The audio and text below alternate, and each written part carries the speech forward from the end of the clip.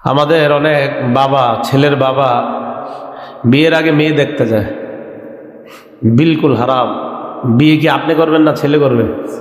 তা আপনি দেখতে গেলেন কেন? তো লজ্জা থাকার কথা। বিয়ে করবে আপনার ছেলে, আপনি কেন দেখতে গেলেন?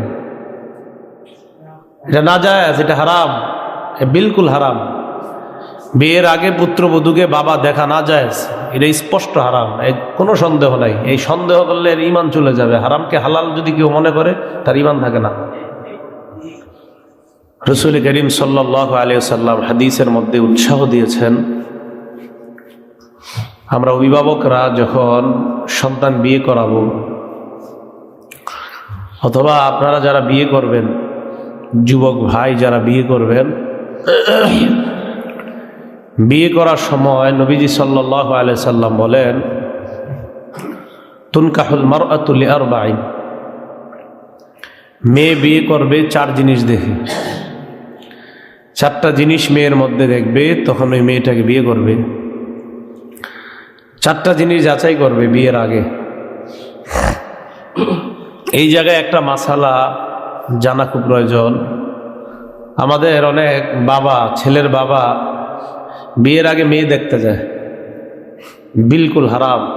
বিয়ে কি আপনি করবেন না ছেলে করবে? তা আপনি দেখতে গেলেন কেন?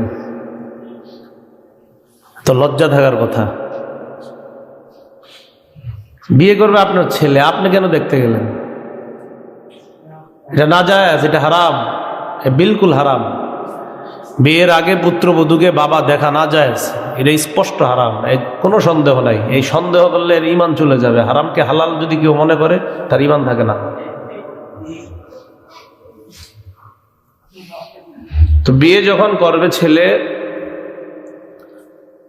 মেয়েদের মাধ্যমে, মায়ের মাধ্যমে মেয়ের সম্পর্কে যাচাই বাছাই করা যায়। আর আপনার চাইতে একটা মেয়ের ব্যাপারে মেয়েরাই ভালো জানবে, এটা আপনি নিজেও জানবেন না। এত কিছু হেরা তত্ত্ব বের করে নিয়ে আসবে, সে আপনিও পারবেন না। চার জিনিস দেখবে। এক নাম্বার লি জামালিহা, সৌন্দর্য দেখবে, মেয়ের সৌন্দর্য, রূপ। দুই নাম্বার ওয়ালি হাসাবিহা, বংশ। মেয়ে দেখলে সাধারণত মায়ের বংশটা দেখা উচিত। বাবার বংশ দেখবে তো সাধারণত মেয়েদের উপর মায়ের আসর পড়ে, মায়ের ক্রিয়া প্রতিক্রিয়া পড়ে। তিন নাম্বার ওয়ালি মালিহা, সম্পদ দেখবে, সম্পদ। নিজের সম্পদ যা আছে মোটামুটি ওরকম হলেই চলবে। ওয়ালি দীনিহা, চার নাম্বার দিনদারিতা দেখবে। নবীজি বলেন, প্রথম তিনটা যদি নাও পাও, সৌন্দর্য তেমন পাইলা না, মোটামুটি পেয়ে গেছো, সম্পদ পাইলা না, বংশ তেমন একটা না, গরিব বংশ, এরকম যদি হয়, তো এই তিনটা যদি নাও পাও, ওয়ালি দীনিহা, দিনদারিতা যদি পেয়ে যাও, ফাজফার বিজাতি দ্বীন, দিনদারিতাকে তুমি প্রাধান্য দাও, এতে আল্লাহ বরকত দান করবে।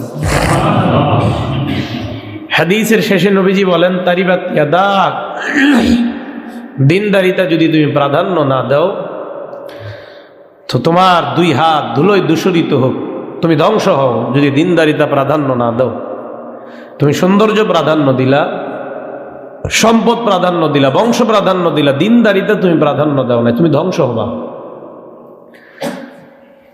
এই জন্য নবীজি সাল্লাল্লাহু আলাইহি সাল্লাম চার গুণ যদিও দেখতে বলছেন, কিন্তু গুরুত্ব দিয়েছেন দিনদারিতা। তার মধ্যে দিনদারিতা আছে কিনা। দিনদারি একজন মেয়ে ঘরে আসলে দুনিয়াতে ঘরটা আল্লাহ জান্নাত বানায় দেয়।